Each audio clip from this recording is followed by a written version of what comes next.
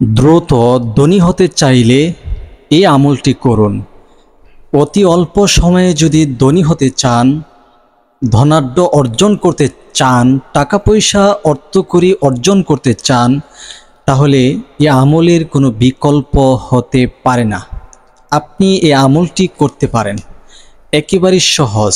আপনি ইশারের নামাজের পরে আমলটি করবেন, আল্লাহ তাআলা আপনাকে অল্প সময়ে ধনী বানিয়ে দিবেন। ধনী হওয়া এটা দোষের কিছু নয়, খারাপের কিছু নয়।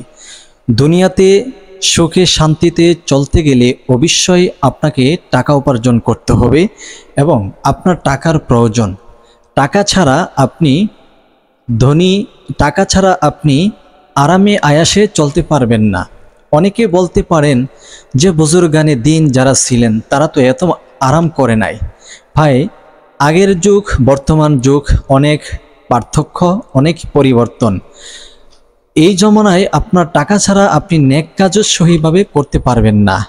টাকা ছাড়া আপনি আল্লাহর হুকুমও পালন করতে পারবেন না। এমনও কিছু নেক আমল আছে যেগুলো টাকার মাধ্যমে আপনাকে করতে হবে। তখন আপনি কি করবেন? যেমন বড় বড় নেক আমলগুলা যেগুলো হচ্ছে আল্লাহর ঘর কাবা, বাইতুল্লাহ জিয়ারত করা, এটা আল্লাহ তাআলার একটা ফরজ বিধান। আপনি বলতে পারেন এটা আপনার উপর ফরজ হলে আপনি আদায় করবেন। ভাই, আমার উপর ফরজ না, এই কারণে আমি আদায় করতে পারি না। যদি আল্লাহ তাআলা আমাকে অর্থ দিত তাহলে এই বিধানটাও তো আমি পালন করতে পারতাম, আল্লাহর এই হুকুমটাও তো আমি পালন করতে পারতাম, আল্লাহর ঘর জিয়ারত করতে পারতাম। দুইটি নয়নে ভালোভাবে দেখে দেখে আল্লাহর ঘরটাকে মনটা জুড়াইতাম। কিন্তু অর্থের অভাবে আমি আল্লাহর ঘর জিয়ারত করতে পারি না, আমি নবীজির রওজা মুবারক জিয়ারত করতে পারি না, শুধু অর্থের অভাবে। আপনি আমল করুন, আল্লাহ তাআলা আপনাকে ধনী বানিয়ে দিবেন, অর্থ সম্পদের মালিক বানিয়ে দিবেন, আল্লাহর ঘর জিয়ারত করতে পারবেন, নবীজির রওজা মুবারক জিয়ারত করতে পারবেন, অসংখ্য সাহাবায়ে কেরাম রাদিয়াল্লাহু তাআলা আনহুর এর কবর জিয়ারত করতে পারবেন ইনশাআল্লাহ। এবং যদি আপনার কাছে টাকা থাকতো তাহলে জাকাতের মতো ফরজ বিধানটা আপনি পালন করতে পারতেন।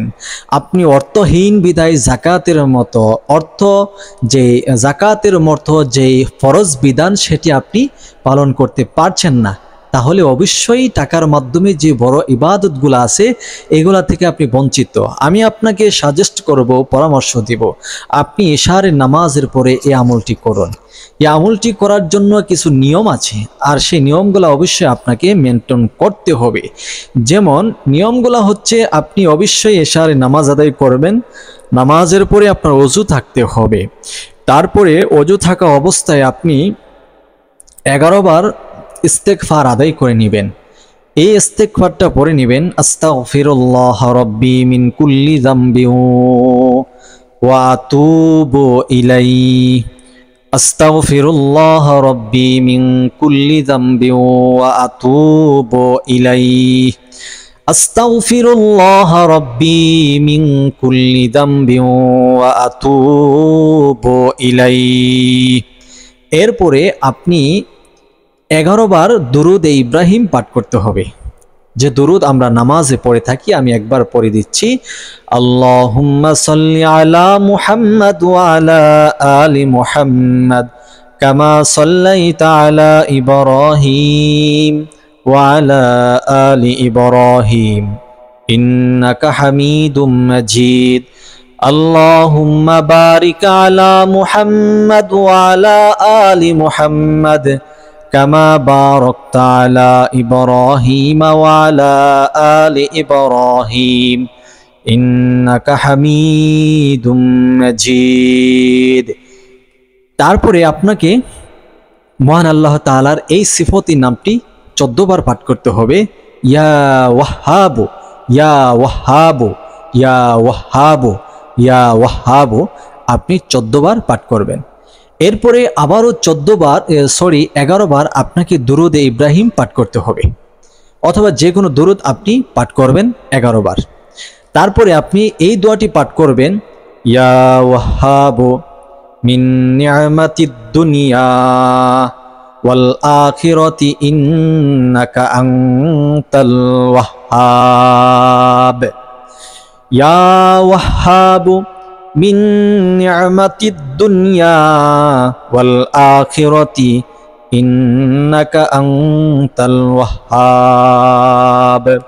এই দোয়াটি আপনি পাঠ করবেন মাত্র 100 বার পাঠ করে নেবেন। তারপর আবারও আপনি 11 বার দুরূদ শরীফ পড়ে নেবেন।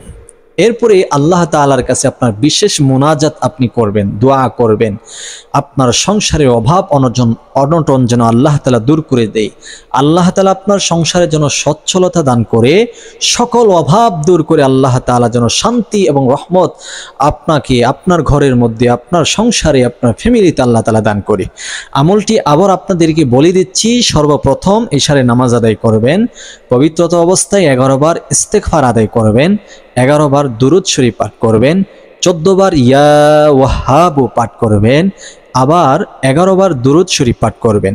তারপরে এই দোয়াটি পাঠ করবেন, ইয়া ওয়াহ্হাব মিন নি'মাতিদ দুনিয়া ওয়াল আখিরাতি ইন্নাকা আনতাল ওয়াহ্হাব।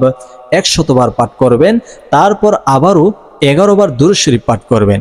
এরপর মহান আল্লাহ তাআলার কাছে দোয়া করবেন। আল্লাহ তাআলা আপনার জীবনের সকল ক্লান্তি দূর করে দিয়ে আল্লাহ তাআলা শান্তি এবং সুখময় আপনার জীবনটাকে দান করবে। অর্থ সম্পদ এবং অল্প দিনে আল্লাহ তাআলা আপনাকে ধনী বানিয়ে দিবেন। সকলের জন্য দোয়া করব। আজকে বিশেষ করে আমি অন্তর থেকে দোয়া রইল সকলের জন্য। সবাই এই ভিডিওটি শেয়ার করবেন এবং এই আমলটি করবেন যেন সকলেই ধনী হতে পারেন। সকলে ভালো থাকবেন। আসসালামু আলাইকুম ওয়া রাহমাতুল্লাহ।